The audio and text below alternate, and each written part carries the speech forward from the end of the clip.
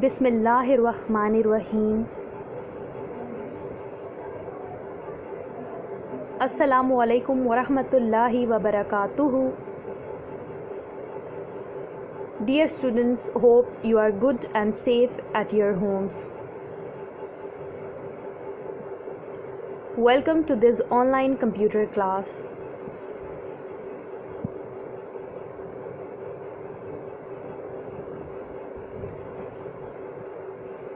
Our today's topic is numeric functions.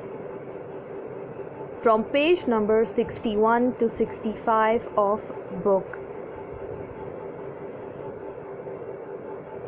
In our today's lesson, we will discuss about some important numeric functions.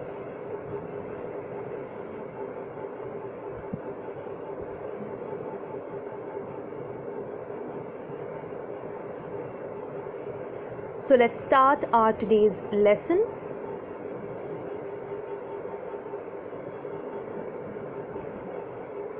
Numeric functions.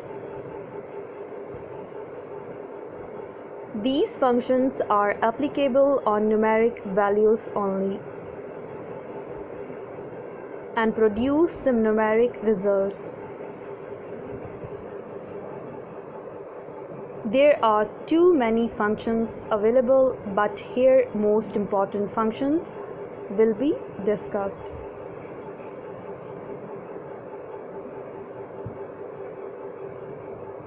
Numeric functions ऐसे functions हैं जो कि सिर्फ़ और सिर्फ numeric values पर ही इस्तेमाल किए जा सकते हैं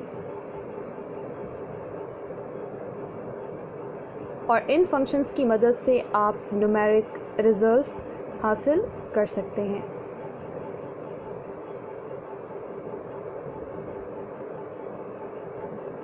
बेसिक लैंग्वेज में बहुत सारे फंक्शंस मौजूद हैं, लेकिन हम सिर्फ ज़्यादा अहम फंक्शंस के बारे में पढ़ेंगे।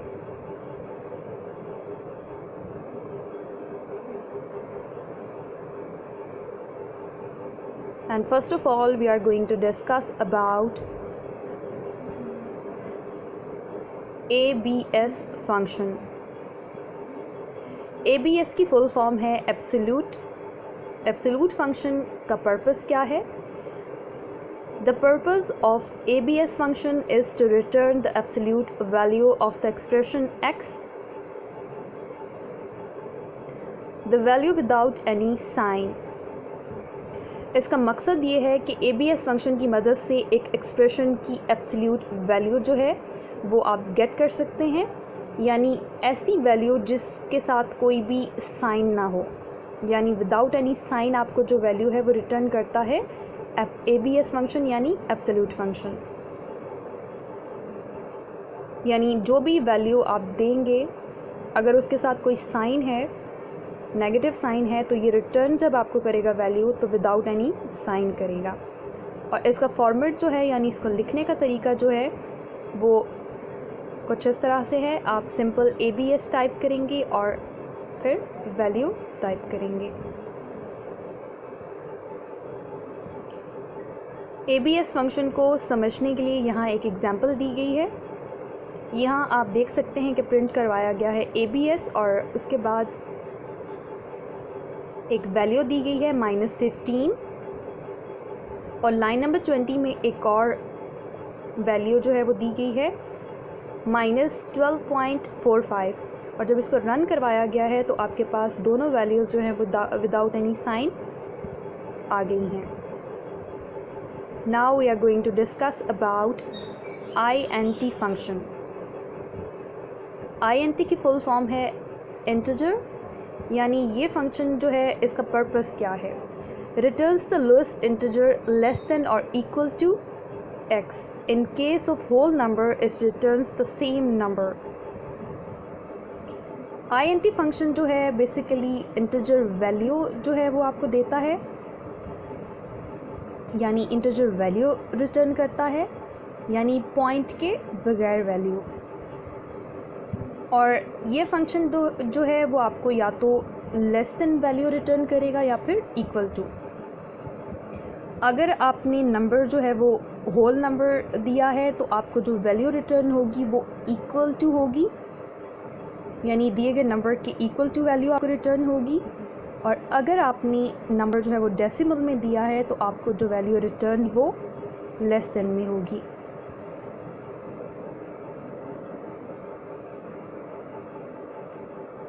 यानी ये बात आपने याद रखनी है कि अगर आपने जो आपका गिवन नंबर है वो होल नंबर है तो तब आपको जो वैल्यू रिटर्न होगी वो इक्वल में होगी, और अगर आपका नंबर जो है वो डेसिमल में है तो आपको वैल्यू जो है वो लेस देन में रिटर्न होगी। और इसको लिखने का तरीका सिंपल, आप INT टाइप करेंगे और देन वैल्यू लिख देंगे। INT फंक्शन को मज़ीद समझने के लिए यहाँ एक एग्ज़ाम्पल दी गई है। आपने INT टाइप किया और उसके बाद आपने वैल्यू जो आपने लिखी है वो है 3.9999 और लाइन नंबर 20 में आपने प्रिंट करवा दिया J की वैल्यू को। और जब आपने इसको रन किया तो आपके पास जो डेसिमल से पहले वाला नंबर था, यानी इंटीजर नंबर था, वो आपके पास आ गया 3, और जो डेसिमल के बाद नंबर था वो इग्नोर हो गया, ड्रॉप कर दिया गया। And now we are going to discuss about SQR function। SQR की फुल फॉर्म जो है वो है स्क्वायर रूट, और इसका मकसद क्या है, इसका पर्पस क्या है? Returns the square root of a positive number x। x must be greater than or equal to 0।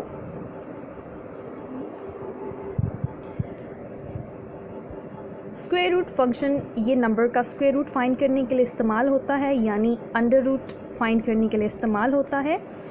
और हमें पता है कि स्क्वायर रूट अंडर रूट जो है वो सिर्फ पॉजिटिव नंबर का या ज़ीरो का ही कैलकुलेट किया जाता है,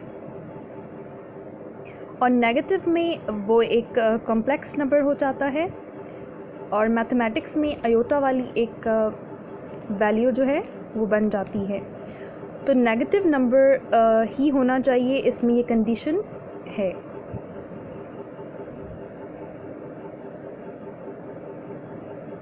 x must be greater than और इक्वल टू 0। जो वैल्यू है वो ग्रेटर देन होनी चाहिए या फिर इक्वल टू होने चाहिए 0 के। और यहाँ 0 से लेस का मतलब ये है कि नेगेटिव नंबर जिसका जो है वो स्क्वायर रूट फाइंड नहीं हो सकता। तो यहाँ पे स्क्वायर रूट फाइंड करने के लिए जो नंबर है उसका पॉजिटिव होना या 0 के इक्वल होना ज़रूरी है। और स्क्वायर रूट फंक्शन को लिखने का तरीका, यानी इसका फॉर्मेट ये है कि आप SQR टाइप करेंगे और value when x equal to और ग्रेटर देन 0, यानी x की जो वैल्यू है वो इक्वल टू हो या ग्रेटर देन हो 0 के। और यहाँ SQR फंक्शन यानी स्क्वायर रूट फंक्शन को समझने के लिए एक एग्जांपल दी गई है, जिसमें आप देख सकते हैं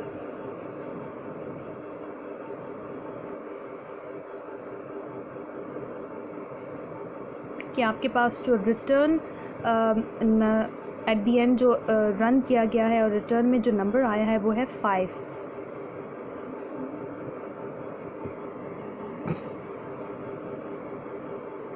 And now we are going to discuss about sine function।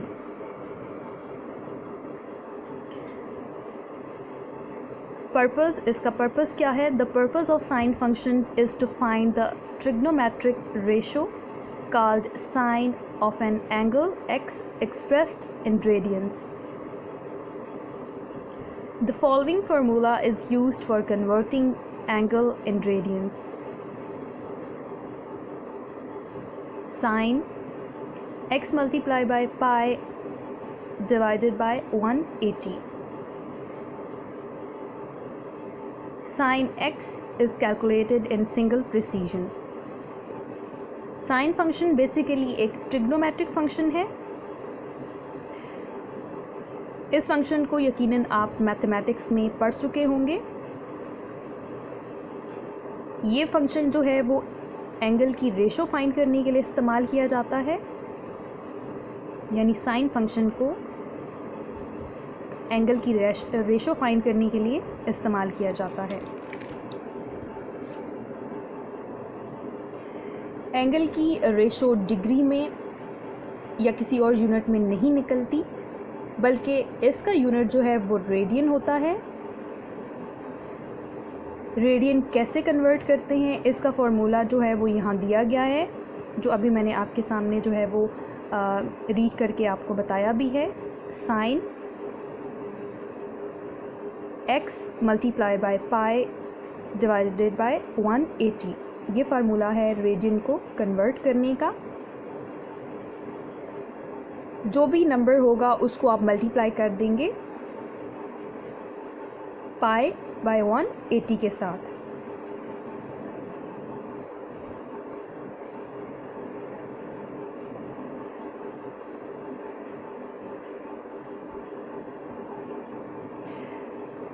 इसका आंसर जो आता है वो आंसर हमारे पास सिंगल प्रिसीशन में आता है। और साइन के अलावा जो ट्रिग्नोमेट्रिक हमारे पास फंक्शंस हैं वो हैं सेकेंड, टैन, कॉस, कॉसिकेंट और कॉट।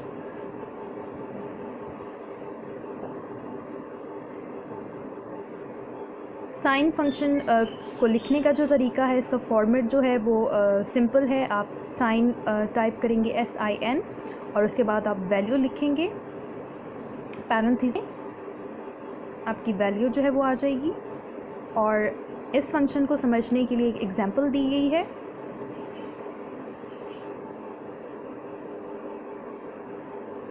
यानी जो भी आप एंगल देंगे उसका जो है वो आपके पास रेडियन जो है वो कैलकुलेट होकर आ जाएगा।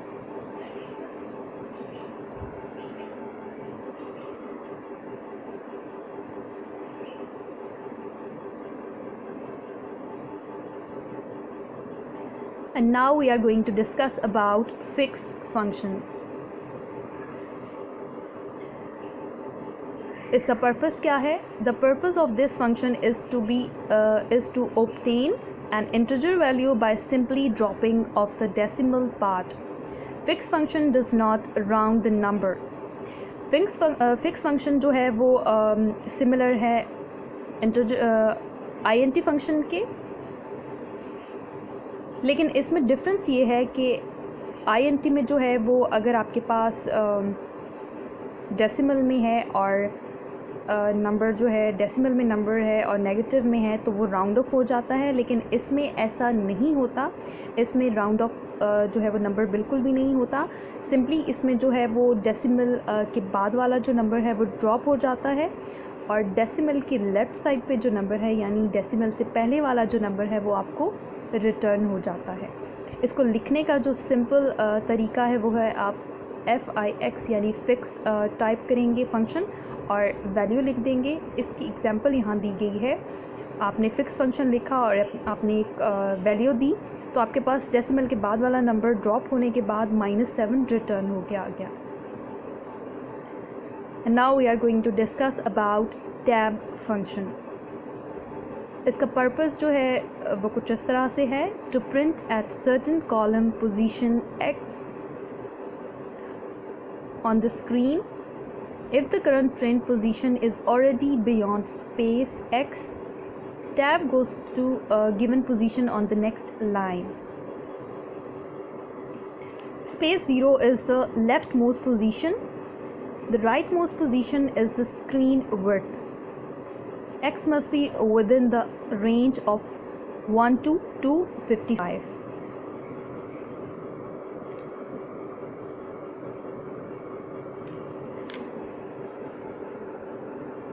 टैब फंक्शन जो है वो स्क्रीन पर किसी ख़ास कॉलम X पर प्रिंट करने के लिए इस्तेमाल होता है। अगर मौजूदा जो आपकी करंट जो आपकी प्रिंटिंग पोजीशन स्पेसेस हैं X छोड़कर हो तो कर्सर टैब से अगली लाइन पर दी गई पोजीशन पर चला जाता है।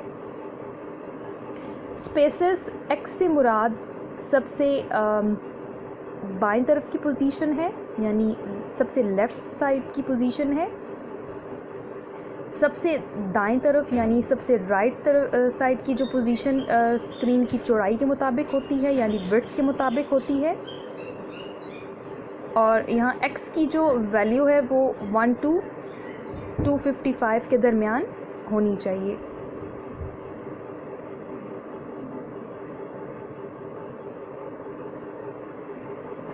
यानी x की जो वैल्यू है वो 1 to 255 के दरमियान ही होनी चाहिए। इसका फॉर्मेट जो है आप टैब के बाद वैल्यू टाइप करते हैं और यहाँ इसको समझने के लिए एक एग्जांपल दी गई है।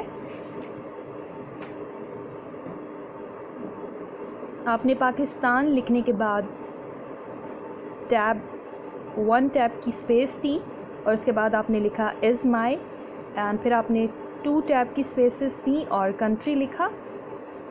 जब आपने इसको रन किया तो आपके पास जो है वो 1 टैब की स्पेस के बाद इज़ माई और देन 2 टैब की स्पेस के बाद कंट्री जो है वो वर्ड डिस्प्ले हो गया। तो इस तरह से टैब फंक्शन के थ्रू जो है वो आप 3 to 4 स्पेसेस जो है वो लीव करते हैं स्क्रीन पे, जैसा कि आप एग्जांपल में भी देख सकते हैं।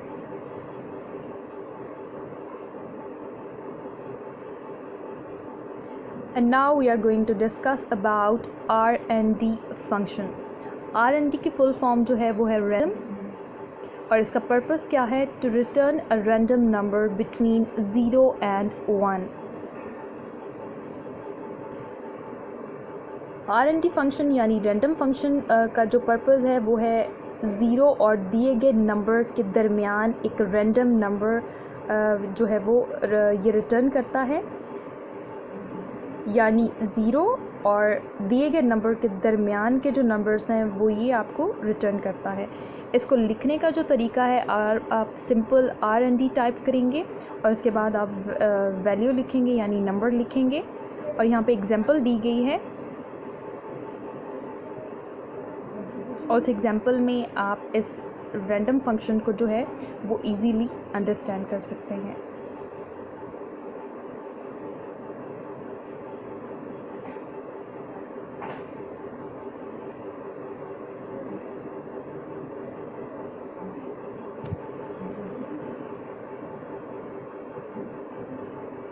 और ये फंक्शन 0 और जो भी दिया गया नंबर होता है उसके दरमियान के जो नंबर्स होते हैं उनको ये रिटर्न करता है।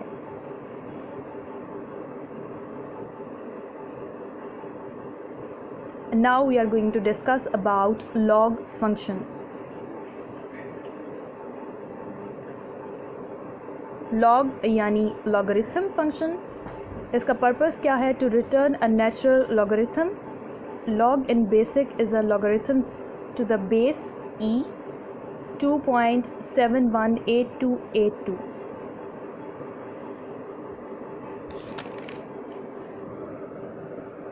लॉग फंक्शन किसी भी नंबर का नेचुरल लॉगरिथम फाइंड करने के लिए इस्तेमाल किया जाता है,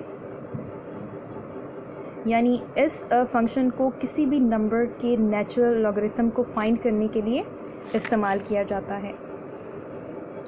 इस फंक्शन की एक बेस भी होती है जिसको e से रिप्रेजेंट करते हैं और यहाँ इस e की जो वैल्यू है वो है 2.718282।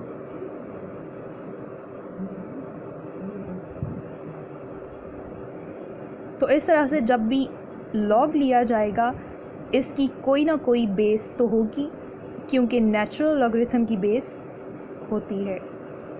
और इसको लिखने का जो तरीका है, इसका फॉर्मेट जो है वो कुछ इस तरह से है। आप सिंपल लॉग लिखेंगे और उसके बाद आप वैल्यू लिखेंगे, यानी जो भी आप नंबर टाइप करना चाहते हैं। और एग्जांपल जो दी गई है उसमें आप देखेंगे नंबर 10 का लॉग लिया जा रहा है और उसको रन करने के बाद जो आपको वैल्यू रिटर्न हुई है वो आप देख सकते हैं 2.302585। तो आपके पास बेस होना जो है वो इम्पॉर्टेंट है।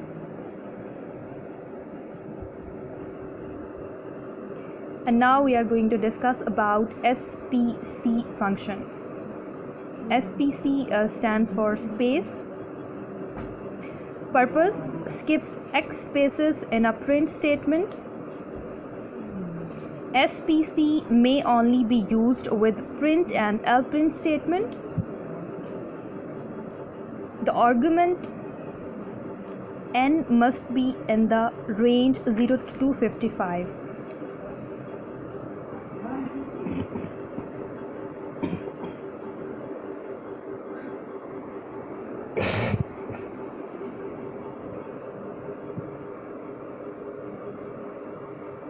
If x is greater than the defined width of the printer of the screen, the value used will be n mod width.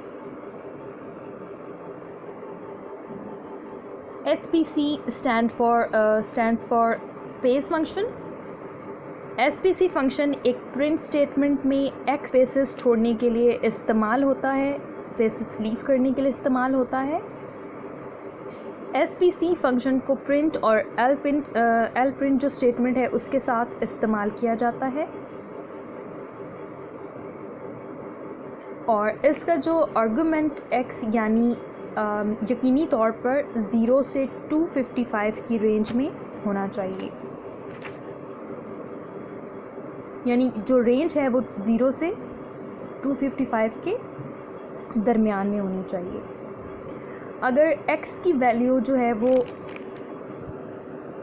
Printer या स्क्रीन की जो मुकर्रर करदा जो विड्थ है से ज़्यादा हो तो विड्थ की वैल्यू जो है वो n मोड इस्तेमाल होती है,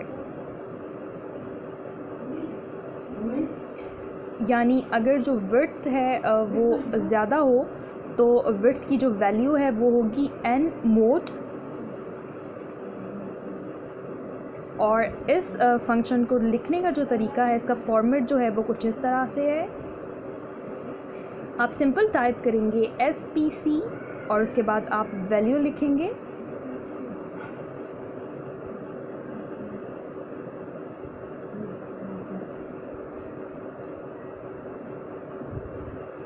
और यहाँ इस फंक्शन को समझने के लिए एक एग्जांपल दी गई है। प्रिंट ओवर एग्जांपल में जो है वो प्रिंट करवाया जा रहा है ओवर, और उसके बाद SPC फंक्शन यूज़ किया गया है और 15 स्पेसेस के बाद देयर लिखा गया है। तो आप देख सकते हैं कि 15 स्पेसेस के बाद ओवर और फिर 15 स्पेसेस के बाद देयर जो है वो वर्ड डिस्प्ले हो गया है स्क्रीन पे। बीप फंक्शन का पर्पस क्या है? To sound the speaker at 800 hertz 800 cycle per second for 1/4 of a second. Beep function का मकसद 1/4 सेकंड के लिए 800 हर्ट्ज यानी 800 साइकिल्स फी सेकंड आवाज़ पैदा करने के लिए इस फंक्शन को इस्तेमाल किया जाता है। यानी स्पीकर से एक आवाज़ आती है जिसकी फ्रीक्वेंसी जो है वो 800 हर्ट्ज होती है, यानी 800 साइकिल पर सेकंड होती है, और ये सेकंड का जो है वो 1/4 पार्ट जो है वो है। और बीप फंक्शन को लिखने का जो तरीका है, जो फॉर्मेट है, वो आप सिंपल जो है वो बीप लिखते हैं, यानी आपने सिंपल बीप को जो है वो टाइप करना है इसके फॉर्मेट में। और उसके बाद बीप फंक्शन को समझने के लिए इसकी एग्जांपल दी गई है। एग्जांपल में यहाँ बताया गया है कि आप बीप टाइप करेंगे और वो भी कमांड लेवल पे। कमांड लेवल का मतलब ये है कि आप विदाउट लाइन नंबर्स जो है वो बीप टाइप करेंगे।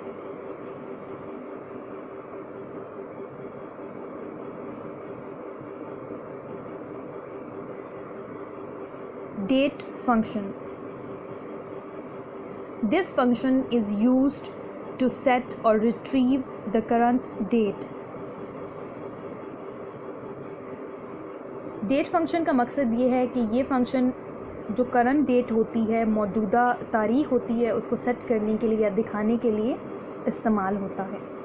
जो भी आपकी करंट डेट होगी, मौजूदा डेट होगी, उसको सेट करने के लिए, उसको दिखाने के लिए आप डेट फंक्शन को इस्तेमाल करते हैं। और इस फंक्शन को लिखने का जो तरीका है, जो फॉर्मेट है इसका, वो आप simple date string is equal to V string. यहाँ पे स्ट्रिंग क्यों यूज़ किया गया है वो अभी मैं आपको बताती हूँ। या तो आप ये लिखेंगे या फिर V string is equal to date string. String यहाँ पे इसलिए इस्तेमाल किया गया है क्योंकि डेफिनेटली जब आप डेट लिखेंगे तो उसमें सिर्फ नंबर्स नहीं होंगे, उसमें डैशेस भी होंगी, उसमें स्लैशेस भी होंगी। तो इस तरह से ये सेट ऑफ स्ट्रिंग जो है वो सेट ऑफ कैरेक्टर्स होता है। तो डैशेस और स्लैशेस की वजह से जो है ये स्ट्रिंग जो है यहाँ पे लगाया गया है डेट के साथ। Where V is valid string, literal और वेरिएबल। वी जो है वो वैल्यू है आपकी, यानी स्ट्रिंग वैल्यू है। अभी मैंने आपको बताया है कि आप डैश जो लगाते हैं उसकी वजह से जो आपकी डेट है वो स्ट्रिंग में कन्वर्ट हो जाती है, यानी वो सिर्फ आपके नंबर्स नहीं रहते, वो स्ट्रिंग जो है वो भी बन जाती है। V string can be any of the following formats when assigning the date. आप अपनी डेट जो है वो किसी भी फॉर्मेट में सेट कर सकते हैं, जैसे कि यहाँ फॉर्मेट दिए गए हैं। एम का मतलब ये है कि आप मंथ, डेट और ईयर लिखेंगे, और नेक्स्ट में है मंथ, डेट और ईयर, यानी आप डैशेस और स्लैशेस को यूज़ करते हुए डिफरेंट फॉर्मेट्स में अपनी डेट को सेट कर सकते हैं। Dear students, hope you understood today's lesson. Now let's move on to today's homework.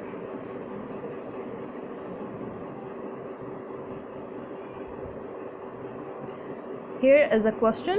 Answer the following questions, and question number 6 is describe the use of go sub return statement. यहाँ आपके chapter number 5 से question number 6 दिया गया है, और इस question में आपसे कहा गया है कि गो सब रिटर्न स्टेटमेंट को आपने डिस्क्राइब करना है, उसके यूज़ को डिस्क्राइब करना है, यानी उसके गो सब रिटर्न स्टेटमेंट के इस्तेमाल को आपने डिस्क्राइब करना है।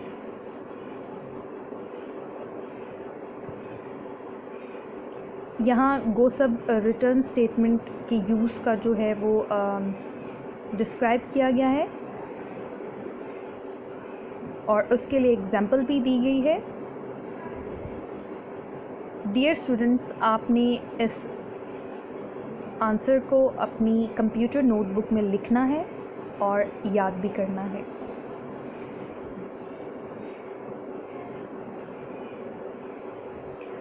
Answer the following questions, and question number 2, which is question number 7 of chapter 5.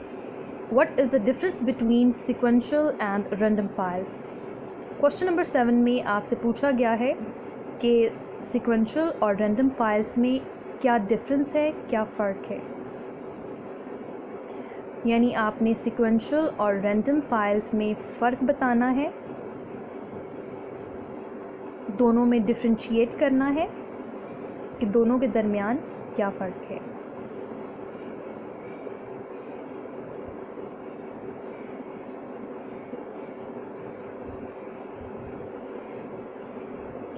यहाँ इस क्वेश्चन का आंसर दिया गया है। सबसे पहले सीक्वेंशियल फ़ाइल जो है उसको एक्सप्लेन किया गया है, और उसके बाद आप नीचे देख सकते हैं कि हेडिंग दी गई है रैंडम फाइल्स की, और रैंडम फाइल्स को भी यहाँ आपके सामने एक्सप्लेन किया गया है। इस तरह से दोनों सीक्वेंशियल और रैंडम फाइल्स दोनों के दरमियान जो डिफरेंस है वो एक्सप्लेन कर दिया गया है। Dear students, hope you understood today's lesson. आपने ये दोनों क्वेश्चंस अपनी कंप्यूटर नोटबुक में लिखने हैं, और इन क्वेश्चंस को अच्छी तरह से याद भी करना है।